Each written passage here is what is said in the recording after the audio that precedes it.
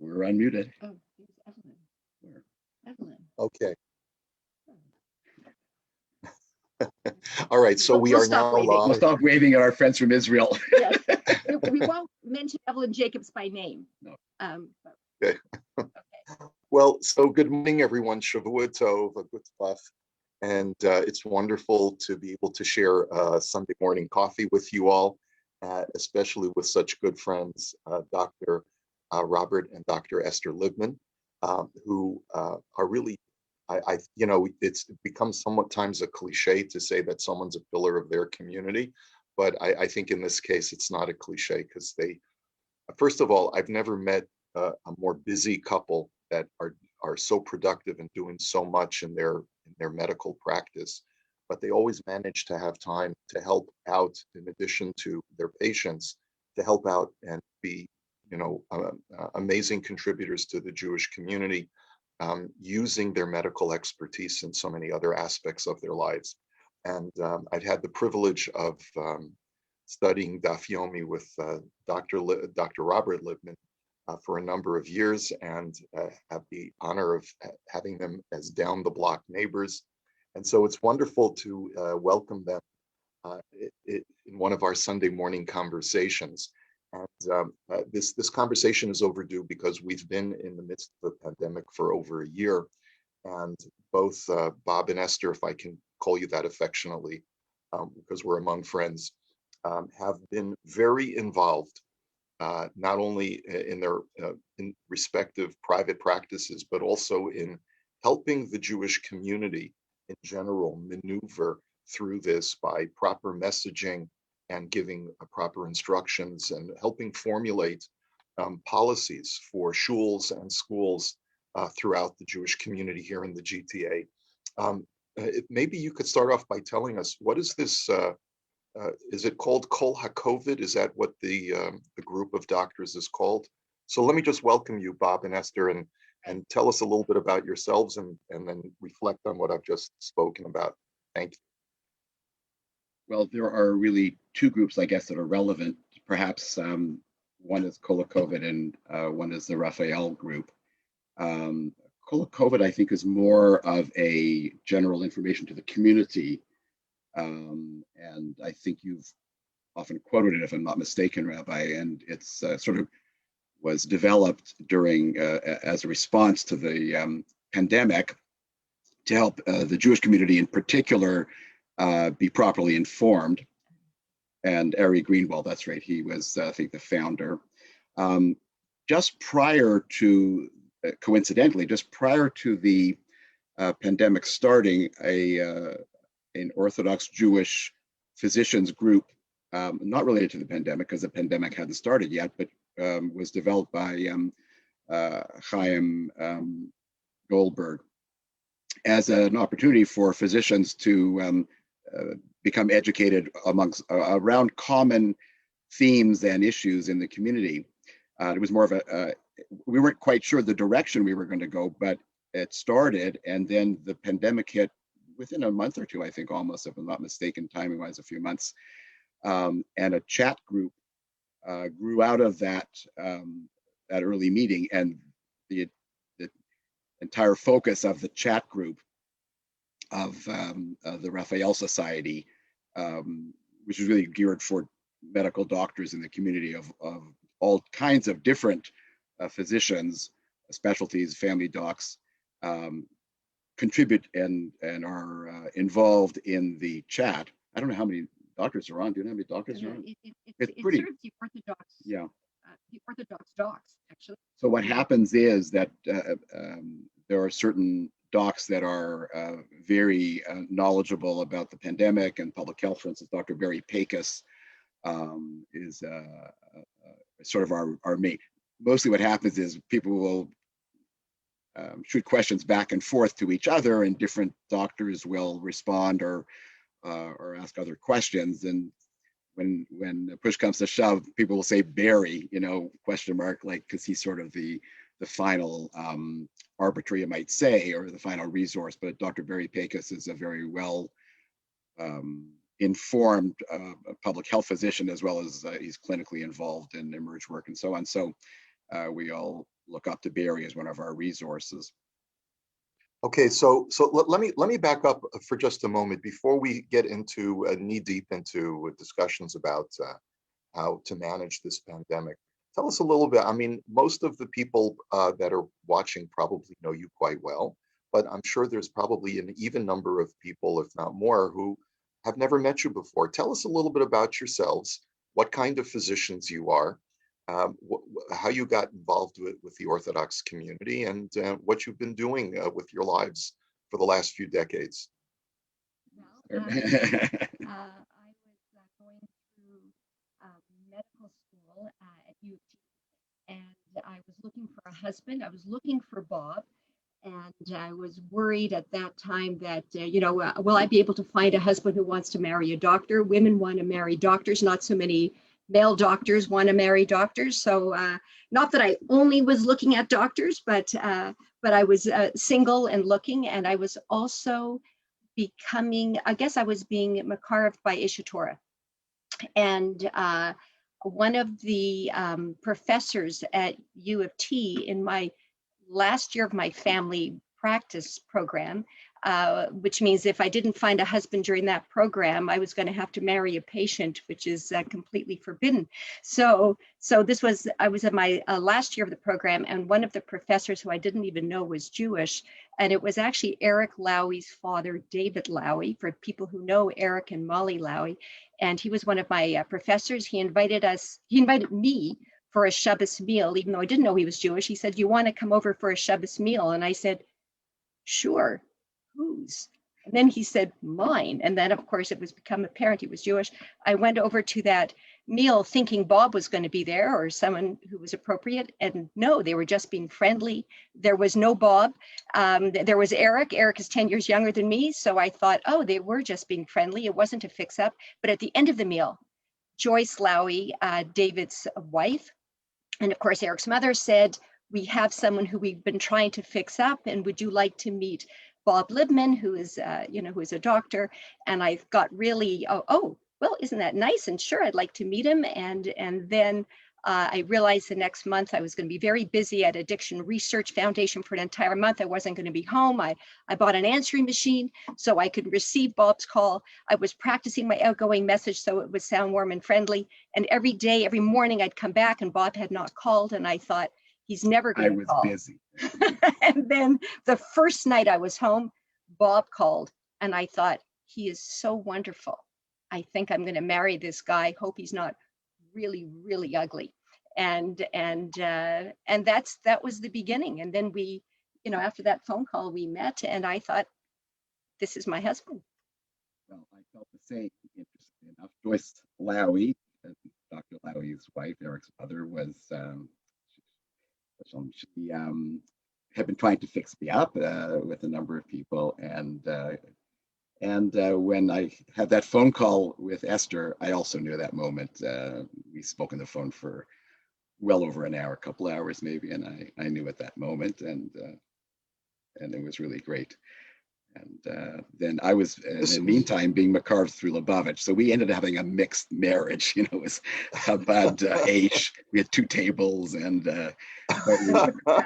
different rabbis, and Baruch Hashem, the shidduch occurred perfectly on time and very happy. And your shidduch brought all of Klal Yisrael together, I guess, right? Listen, and here we are at the Bayit, okay? Right. That's right. Beautiful. Okay, and so you've both been practicing medicine since you've known each other, and tell us a little bit about your practices and how you've been able to maneuver raising a family and living a religious lifestyle through thick and thin. Well, I think it was a bit of a journey. We were somewhat on the same trajectory, or at least at the position of the trajectory. We both had our struggles. We both had our challenges, to each of us coming to terms with becoming shomer mitzvahs. It wasn't. We came both from very solidly Jewish identity backgrounds, and it was a matter of learning and diving deep into the learning as best we could with lots of abilities to question and support from friends, and certainly wonderful rebbeim that helped us along the way. Um, and bit by bit, we're every Baal Tshuva has their story, and so did we. But we managed to proceed through the journey together. Usually one up a little ahead, then the other one, that kind of stuff, and just found it extremely enriching and very exciting. Actually, it was tremendously exciting. Um, we went through the early days of Or Sameach with Rabbi Milevsky, Olav Shalom, and this was so inspiring and so attached us so deeply to our course of practice. And having each of us a very busy family practices, we we had to learn how to put that on hold if there weren't emergencies on Shabbat. We had to deal myself, for instance, with wearing a kippah, yes or no, when I'm in practice, and there's stories about that. Whatever, everybody has their own, I guess, their story. But it was a very exciting adventure together. And then our children came along one by one, and we were very devoted Bayat members of Taub, and we still had our Sameach going on, and so on. Been a very exciting journey together, and here we are now, grandparents. And by the way, Mazel Tov to you again, Yes, Rabbi, on your latest. What? Have we got a name? Yeah, his name is Mordechai. Well, I want to get back to you, though. Thank you. Okay. Thank you so much for your kind wishes. I would imagine, and this is for Dr. Esther, I would imagine that an Orthodox Jewish family physician who's female is not very common. And I would imagine that there are probably quite a number of women in the Orthodox community who would prefer to have a female physician. I also have heard over the years that there are even women who have more trust in a male physician than in a female physician, which is sort of like a strange psychology. So tell us, I know that you're both of your practices are extremely full, but Esther, if you could share with us, your practice is probably more unique in its structure because you're an Orthodox Jewish woman. How is that played out in the makeup of your patients, and do you find that you're being Orthodox, especially when it comes to women's issues and halacha, do you find that this has been a benefit to your patients? Well, of course, when you first start out, you open up your shingle and patients come. But I think at that time when I started practice, that was in 1982, there weren't as many women doctors. And so my practice built very quickly. But as I guess, rabbis and kala teachers wanted to send the kalas to a doctor, or if there was any difficulty with tahara and mishpacha, I ended up getting this niche part of my practice, which is very special, very beautiful, where I see an awful lot of kalas who will just come for a few visits for me to organize things for their wedding. And then I started doing things with different issues with bleeding and staining. And I developed a bit of I guess, an expertise just because I saw so many patients with this kind of issue. So I having that kind of aspect of my practice, which I think is unique because I'm an Orthodox Jewish woman. I've had tremendous wonderful respect from rabbis who have sent me many patients in this issue, and it's I have just so much respect for the rabbinic community, and it's been such a privilege really to help during the pandemic. We wanted to make sure the mikvahs were safe, and we had to implement protocols. And there's another from physician in the community who never likes to get any credit for anything. So I'm not going to mention her name, but she was doing more of the heavy lifting than I was. I think my name was attached to things. She was doing, I think, most of the work. But together we try to establish protocols for the mikvahs, basically borrowing on other protocols that were done in Jerusalem and in New York.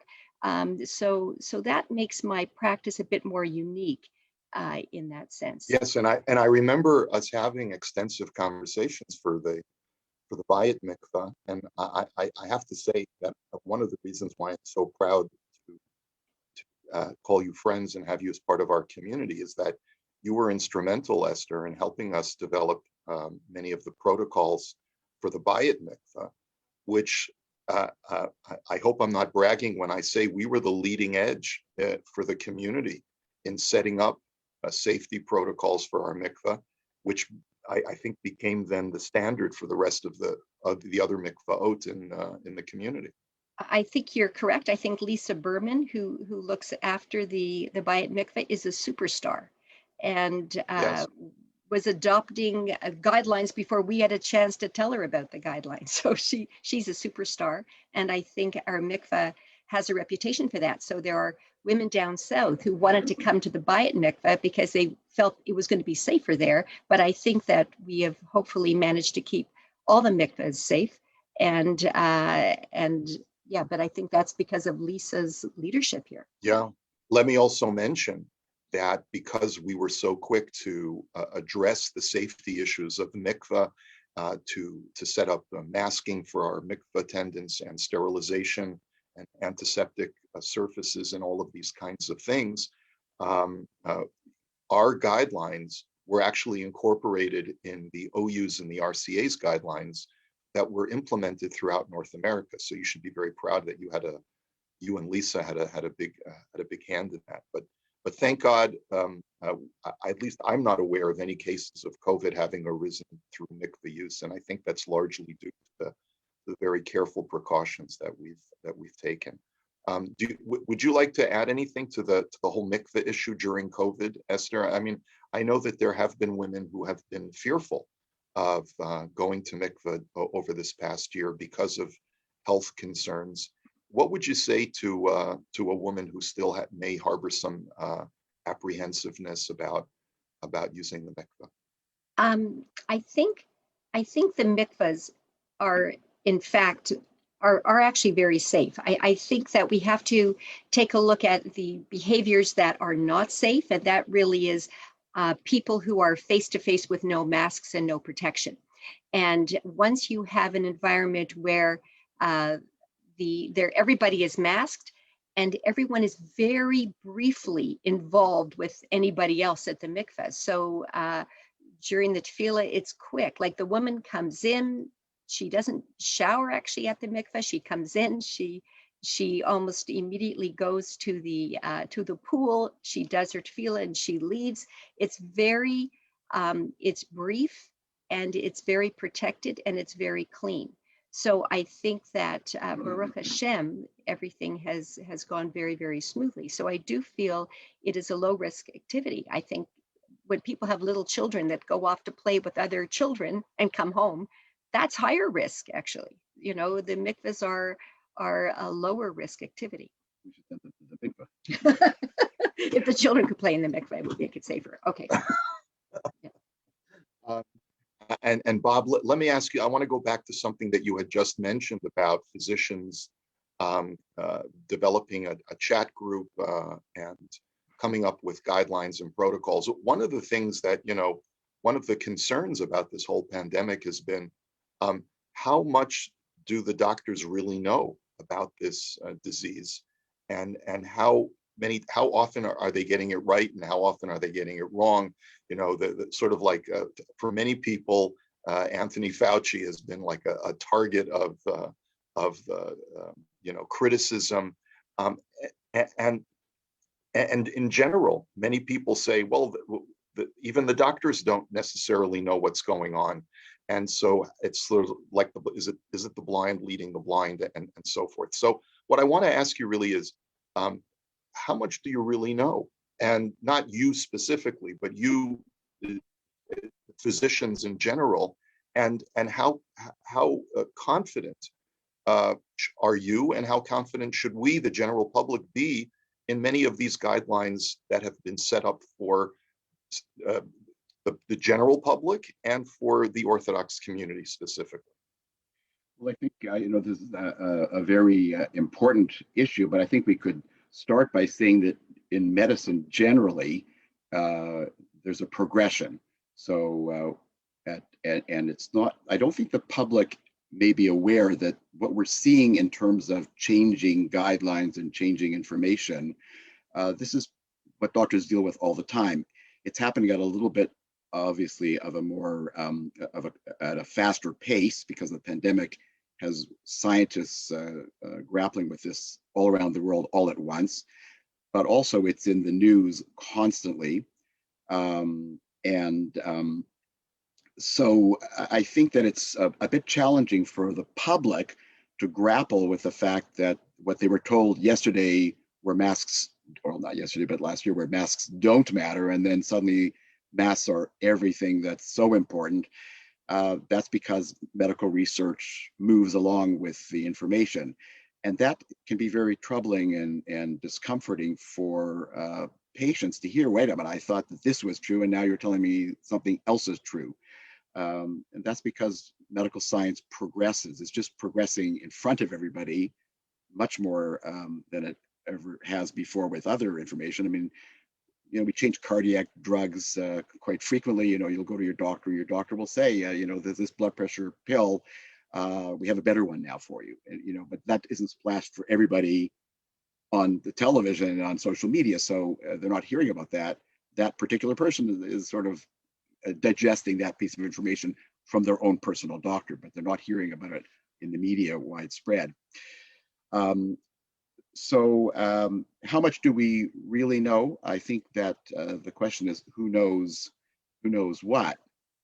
Uh, um, I think my father used to say, who said it and how did they know? And I think that's it really comes down to trust. Esther and I have been talking about this together for the last while. Like, how is it uh, that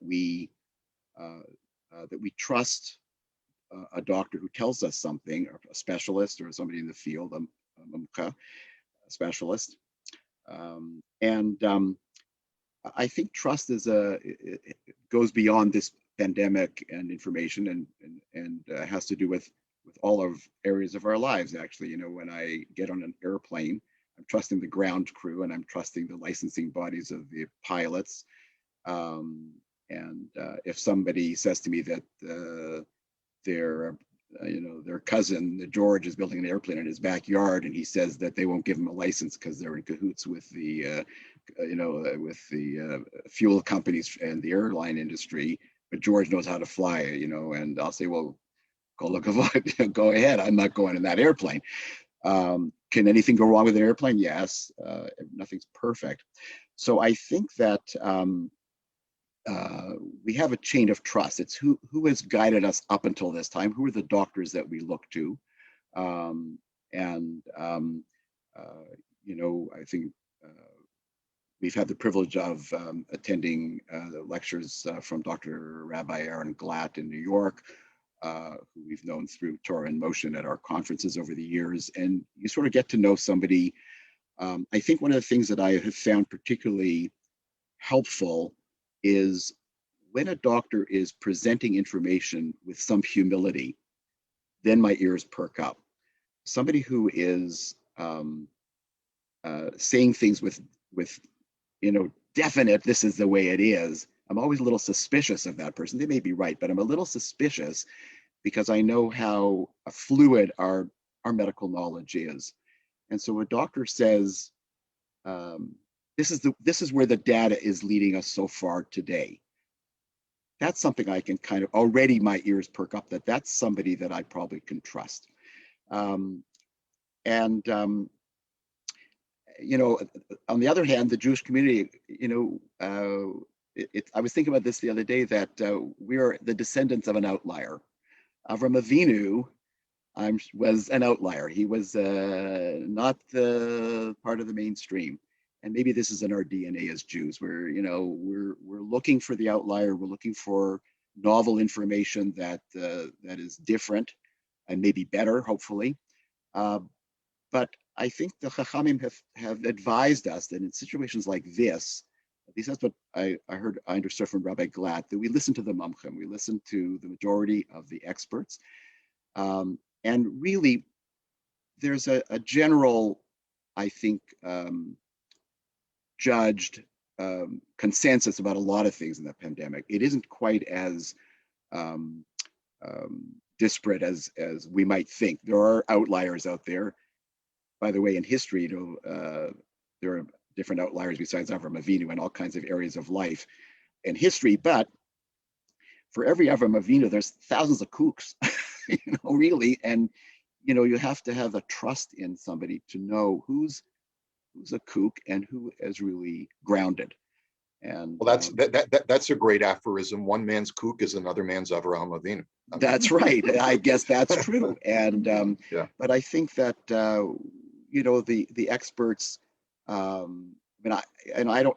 don't have the abilities to really dig into the data and the statistical analysis and the nuances to be able to myself come up with certain advice about how to manage the pandemic or the vaccinations and so on. So I have to trust experts too. And when somebody like Aaron Glatt, Rabbi Dr. Aaron Glatt, says he's trusting his experts, so that I know that there's sort of a chain. I guess much in the way that the rabbis decide things too. There's a chain and there's a posek. There's a gadol. So there's the same thing. Are there outliers? Yes, but we have to be cautious about people who are offering, particularly when they're offering information and standing by it with a megaphone and getting politics involved and emotions.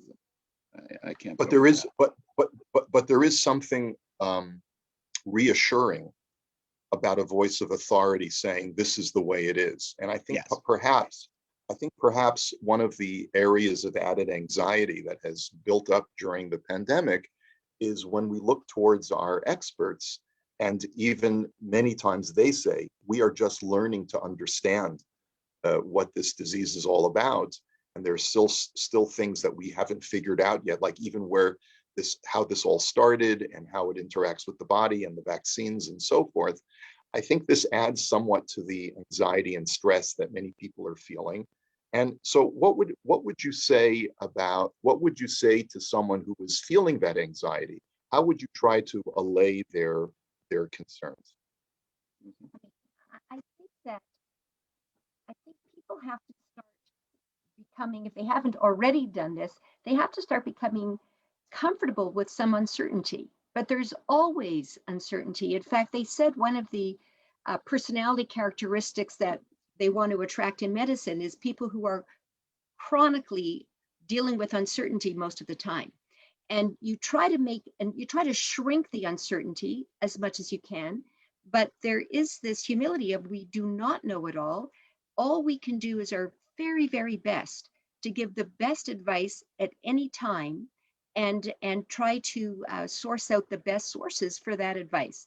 And I think that we have to recognize that there's never certainty. I mean, there's never certainty. So when people say, oh, I'm going to go for a vaccine, what's the risk of the vaccine? Well, what's the risk of being in the car on the way to getting the vaccine? Everything has risk. And I think sometimes we decide that's an acceptable risk. If I get into a car to go to drive to the vaccine, okay, I look at that as an acceptable risk. But the vaccine, how risky is that? So we have to constantly evaluate, is the vaccine, for example, safer than the risk you are already undertaking? And I think that sometimes people have an emotional attachment to some risks than others. And I think you constantly want to introspect and see, is this really as risky as I emotionally think it is? And I think people have to do that on an ongoing basis. People who are afraid to fly, they perhaps exaggerate the risk of flying.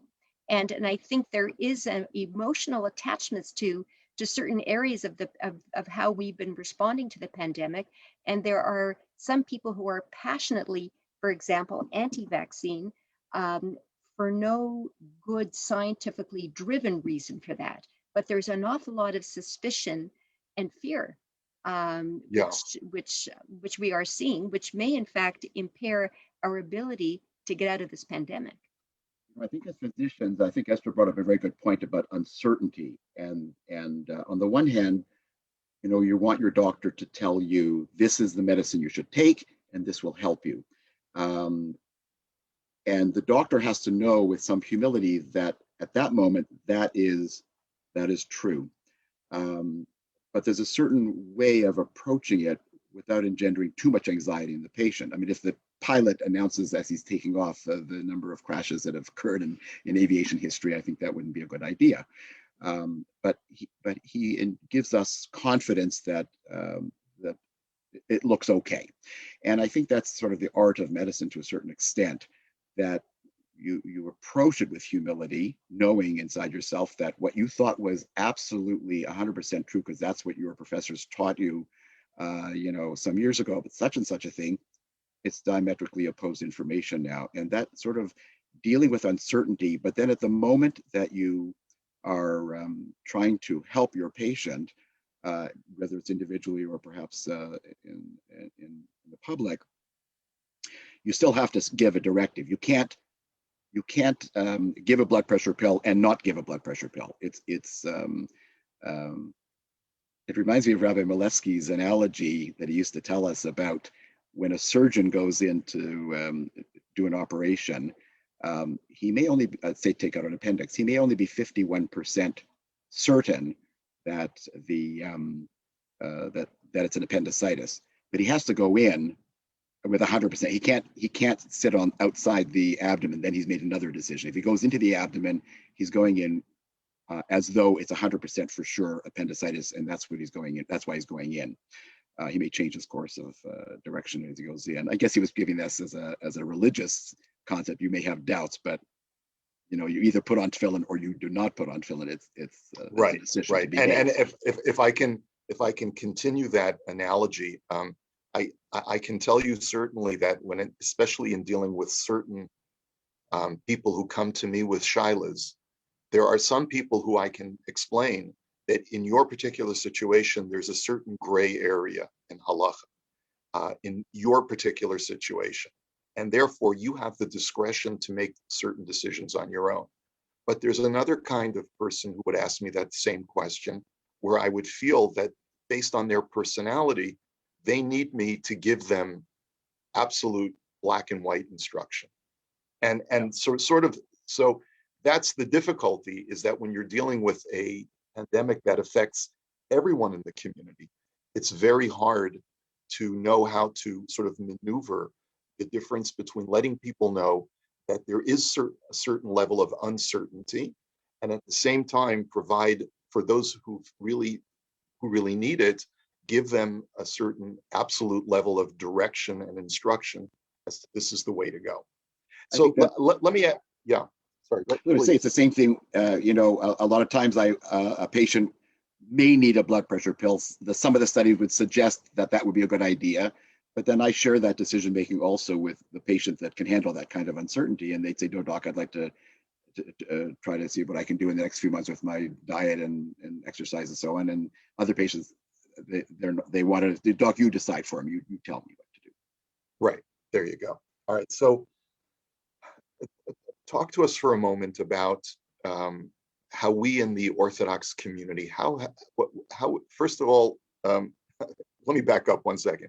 First, grade how we're doing as a province and how we're doing as a country in handling this pandemic, and then grade how the Orthodox community is reacting to all of this that's going on around us.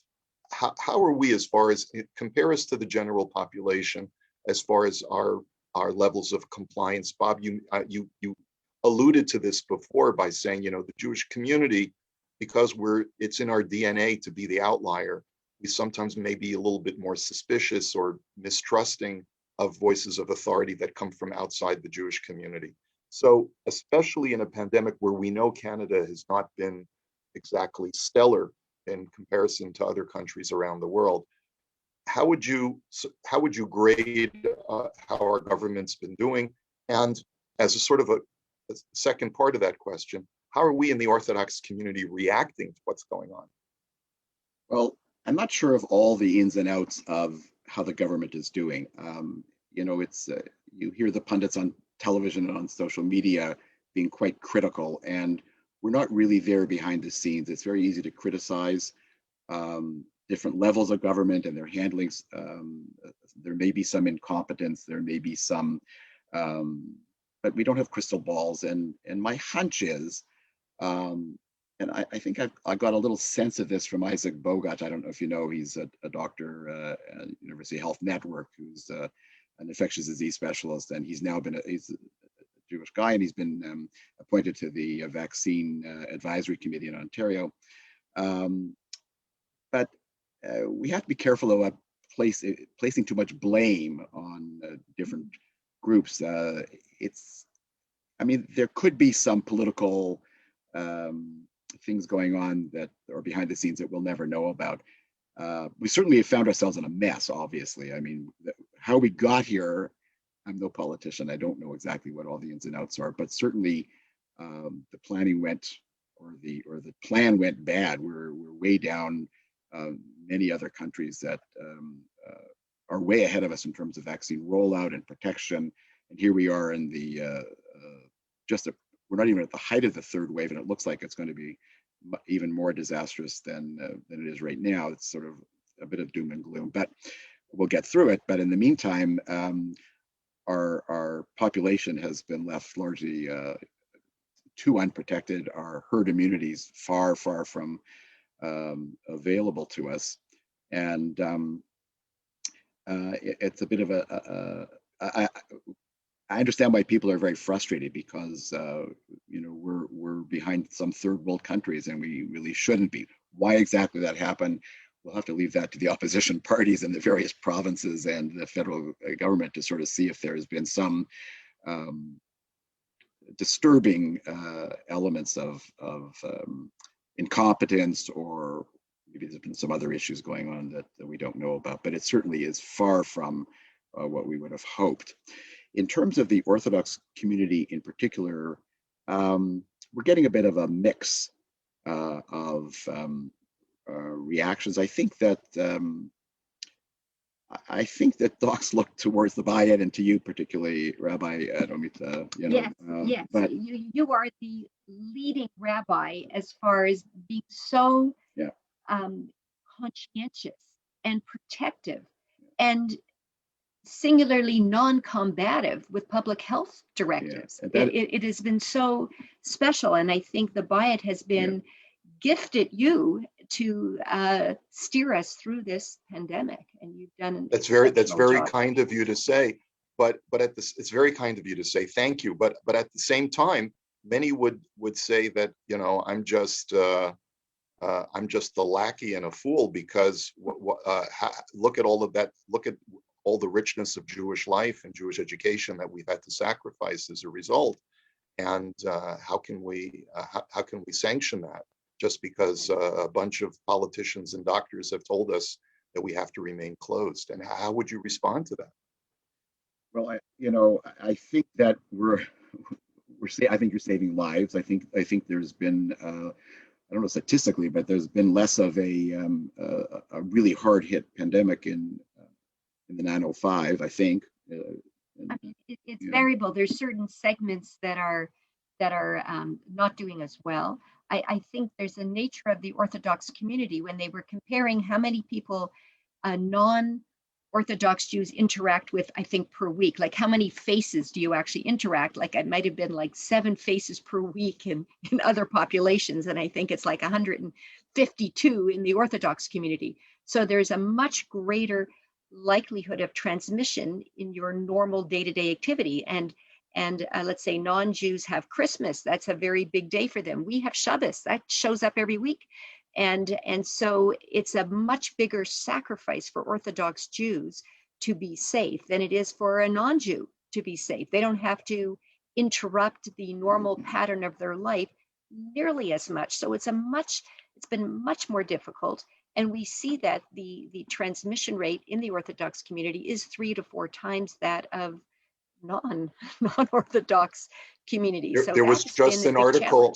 There was just an article in the Atlantic Monthly, which actually quoted that exact same statistic, that the rates of infection and unfortunately fatalities have been 3 to 4 times the amount in. They were quoting a statistic in Brooklyn.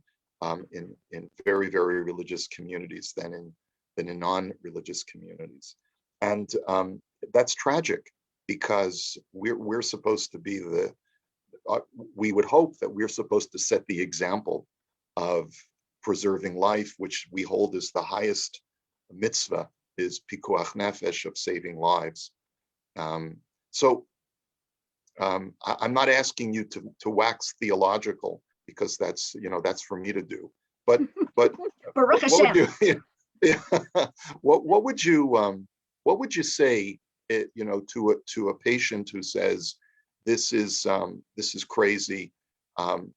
They've closed my child's school, and I think this is ridiculous, and it's time to get out of the house, and my child is suffering so much, and look at how much Torah they're not able to study, and what are going to be the long-term effects of this kind of isolation for our children, and how can you as a physician justify doing this? What would be your response? Al regel achat, on one foot. Well, it's very apropos. I mean, sometimes when we're sifting through the literature to, and all the information that's coming in, we have to sort of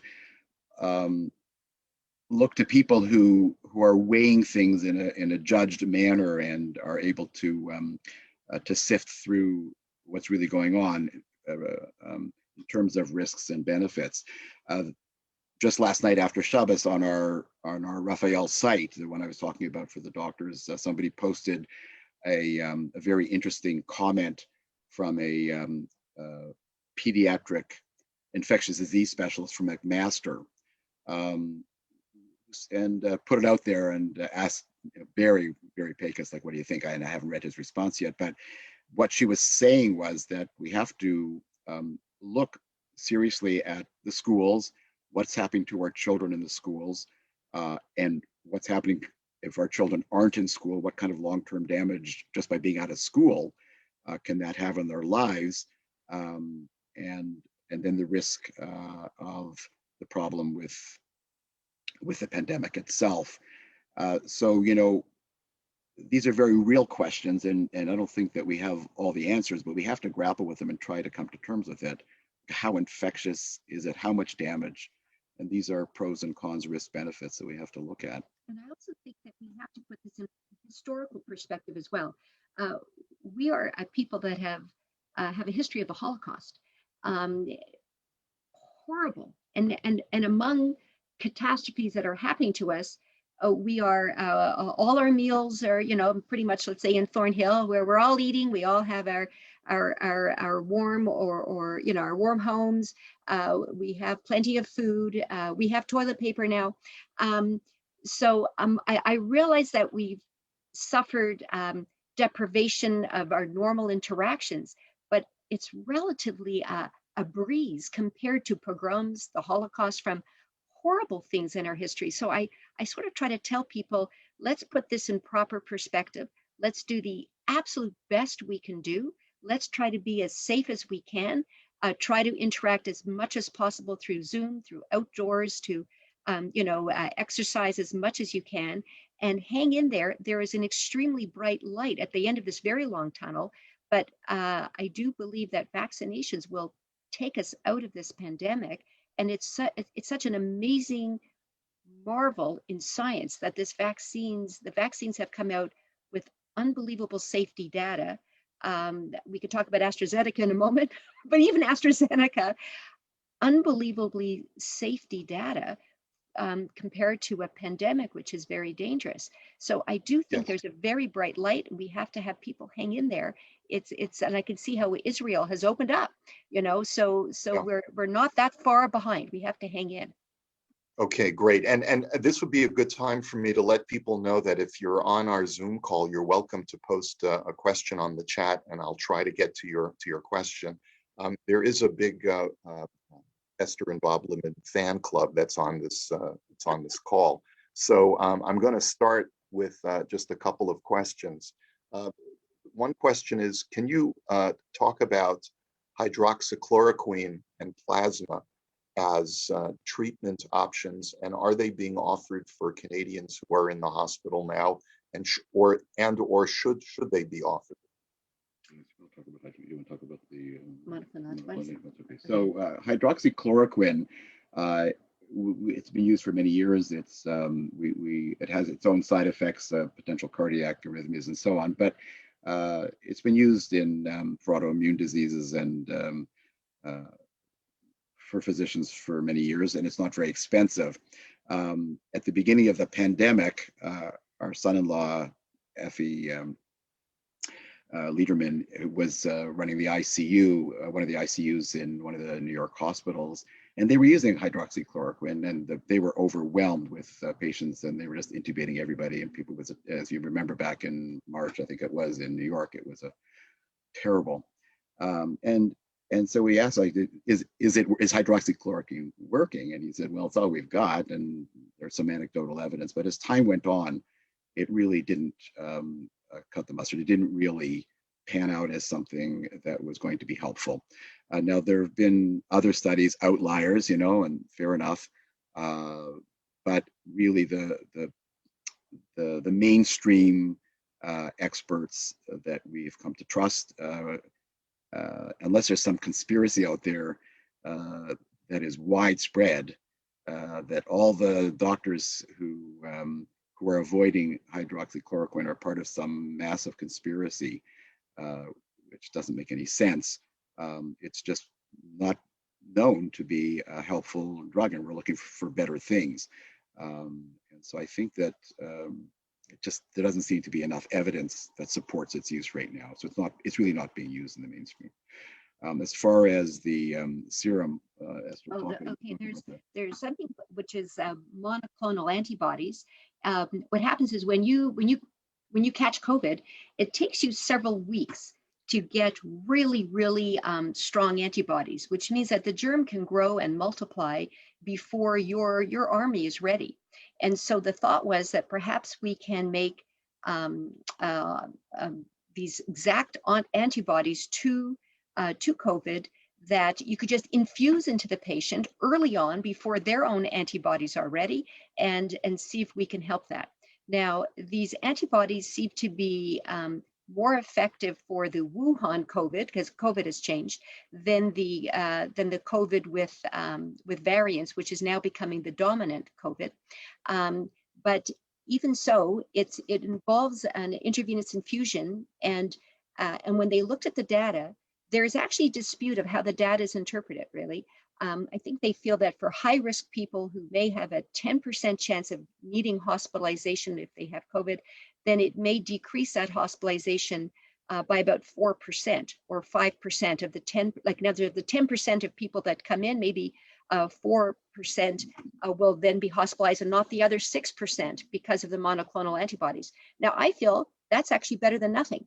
And so I do think that should be administered, but I think there's been a dilemma that they feel that for that small percentage, they didn't think we had enough resources to administer it. So I think if Hatsala can do it here, or some sort of way of handling that does not burden the medical system, I think that might be something that we should consider. It right now, Shelley Botnick, who is this incredible workhorse, that sounds not so feminine. Resource. Workhorse resource, it rhymes. She's been helping people obtain this in Buffalo. And so I have been writing letters for my patients to say that they are accessing a medical treatment that's not available currently in Ontario, even though Ontario actually has the medication. There are issues in implementing it, which are beyond me, but I have been informed by the public health specialists here that it's something that's going to be too difficult to administer here. So I have heard that, but I think there is some merit to it. And although it's not hugely impactful, it is a little bit impactful. And I think we need to consider everything. Every small impact is perhaps a life saved. And to that end, I'm also getting questions about ivermectin and the taking vitamin D prophylactically. Right. Okay. So ivermectin is much like in the hydroxychloroquine camp. There has been passionate displays about this is a miracle drug, and and slamming the fist on the desk in front of Congress. This was from a Dr. Corey. But when you actually looked at double-blind large studies, ivermectin's effectiveness disintegrated. It was, and now people say, but it's a safe drug. So I have actually used the analogy, strawberries are safe as well, but there's no evidence that strawberries help COVID. So when people say, well, I want you to prescribe it, it's safe, you say, well, but is it appropriate? Is it appropriate? And I didn't, this is a secret, so I want everyone here not to know, not to share this with anybody, but I have prescribed it for a couple of people because they were so upset that they were being blocked from having the miracle drug that would help them. And I thought, because it's a safe drug, and I told them I didn't think it was going to help them at all, but there was this desperation. So I have prescribed it twice, actually, to two lovely people, two lovely Rebbitzins. But I felt I just couldn't convince them that the evidence, in fact, is not there. I wish it was there. And there is a feeling of that maybe the doctors are onto this big pharma conspiracy. But I thought, you mean all the doctors, all of us are not, none of us are breaking ranks. We're all on this big pharma conspiracy and we're not sharing it. It's just nobody told me. Yes, no one told me. Like it's almost bizarre. It's almost bizarre. So yes, go ahead. Okay, so another question. Can you talk a little bit about current Canadian policy to wait 4 months between the first and second vaccine? I'm actually here in the States right now, and the space is 3 weeks, I think, 21 days. Right. Second, why the difference, and how is that? What is the medical data about it? Well, a little bit of background on vaccines. The vaccines that we've had for measles and mumps and rubella and so on, we've had a lot of years to follow them along. And the booster doses, most vaccines do require booster doses, and some of them are a month or 2 months after the first shot, and then maybe 6 months booster. We have other boosters for diphtheria and tetanus in adults that are 10 years apart. So we've had a little bit of experience over 100 years or more about about the concept of a booster, and what the time difference is between the initial dose and a booster or successive boosters. When the pandemic came out, the vaccine companies that were trying to formulate their product and get it on market as fast as they can to get it into people's arms so we can get this pandemic under control, wanted to experiment with the fastest booster that would make sense. So obviously, if you get a shot and you give a booster the next day, the data doesn't show that that's going to be of much benefit. How far down the line can you go where the booster sort of wakes up the immune system further, if you might say, and causes a beneficial effect? So they wanted to see what was the minimal time, and in Moderna and Pfizer, there was 3 weeks and 4 weeks booster times, and that worked out well because that was fast, and that would hopefully get everybody boosted and immunized quickly. They full well, but there was a bit of an arbitrary kind of decision about that. However, they had to rely on data, so we had some confidence in that. How far down can you go? They didn't do those early experiments, but the product monograph came out with that. But we know from other vaccines that a longer time period probably would be okay.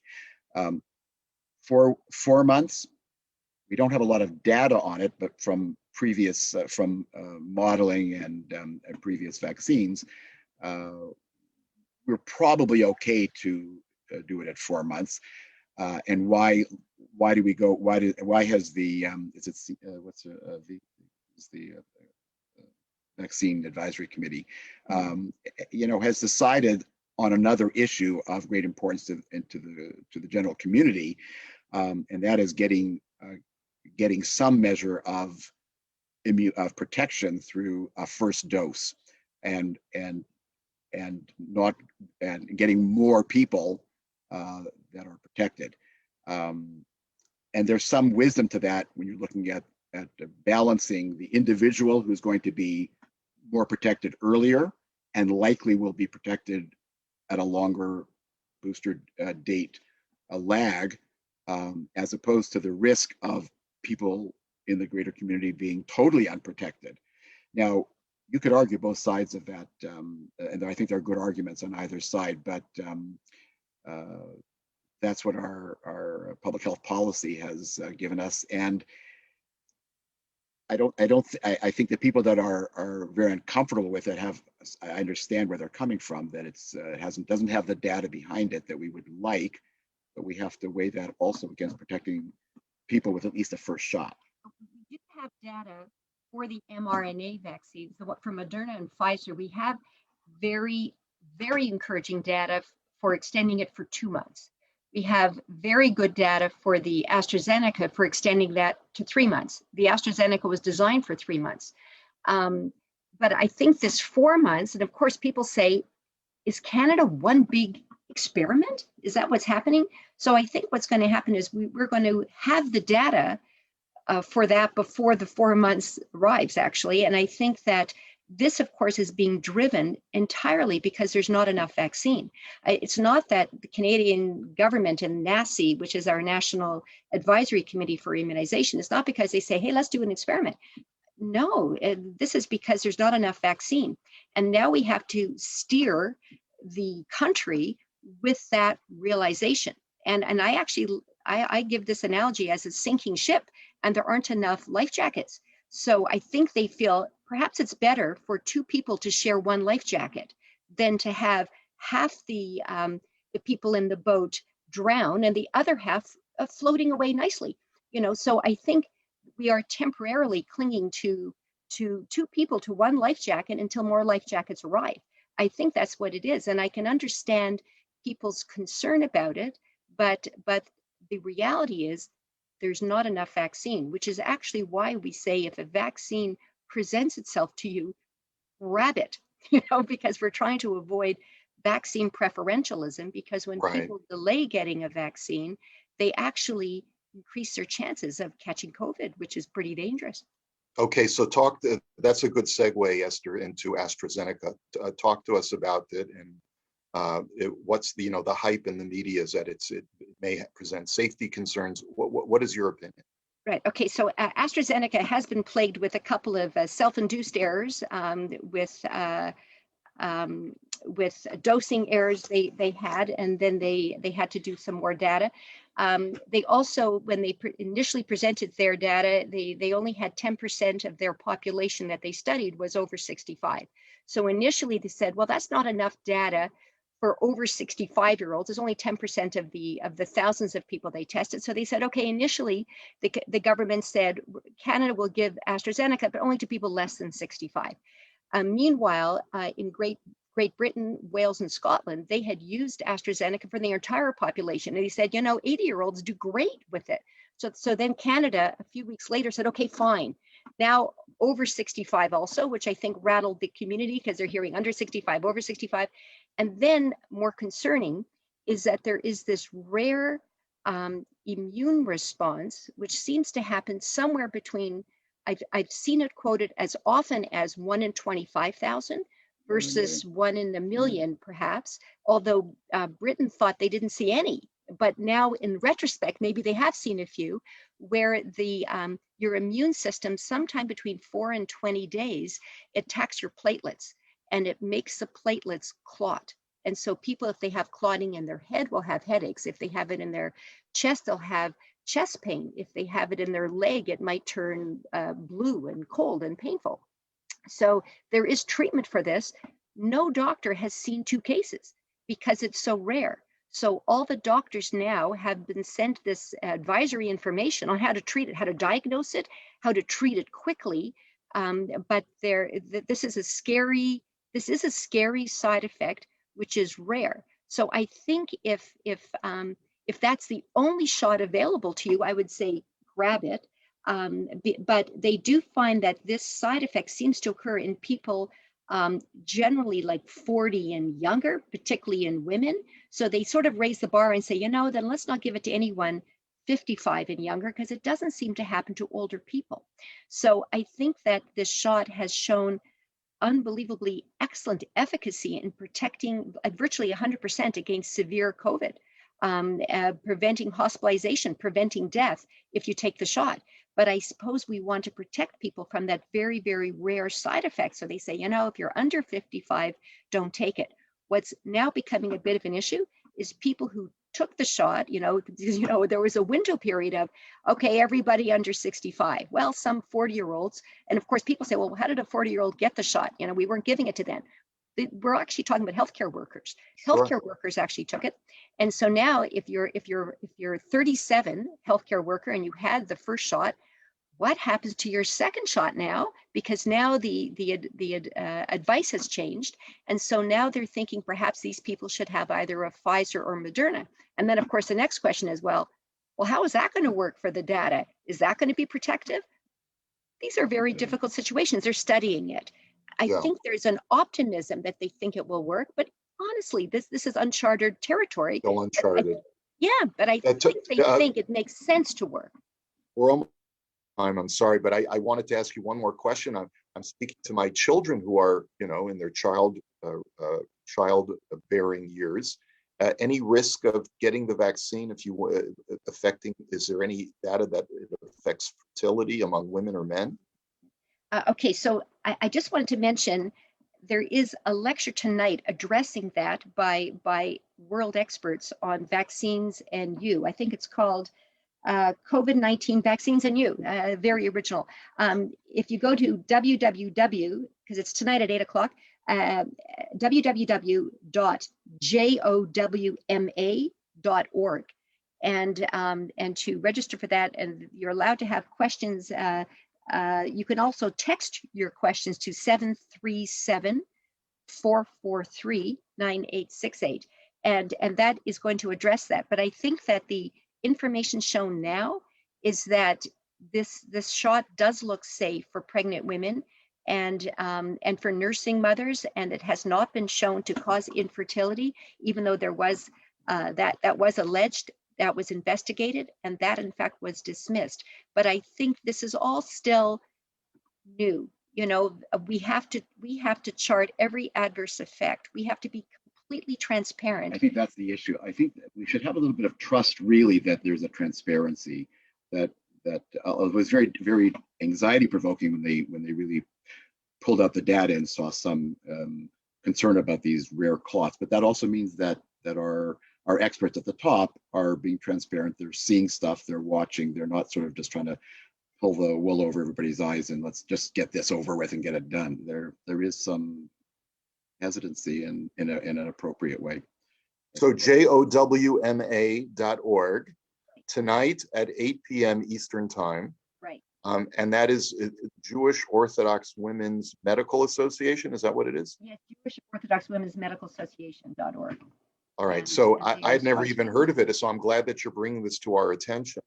Yes, and there's probably dozens of other questions that we could be discussing here, but I know that you've been so generous with your time, and your time is at a premium throughout your lives, but especially now. And I want to thank you. I want to thank you for spending this hour with us. I want to also thank you for all the important work that you've been doing for most of your lives and that you continue to do to keep us in the Jewish community safe. Just a chazak ve'ematz, be strong and of good courage and continue soldiering on in all the great work that you're doing. And just thank you. Thank you for being part of our community. And we look forward to seeing you again in person really, really soon. And thanks for all of our members who are on the call. I could say the same thing. Listen to the voice of reason that you've heard from our physicians. These Bob and Esther are your friends. They care about you. They want you to be healthy. They want you to be safe. They're not tied into any political organization that has it out for you. They are very religious and want Torah and Judaism to continue, but they also care about saving lives, which is part of what it means to be an Orthodox Jew as well.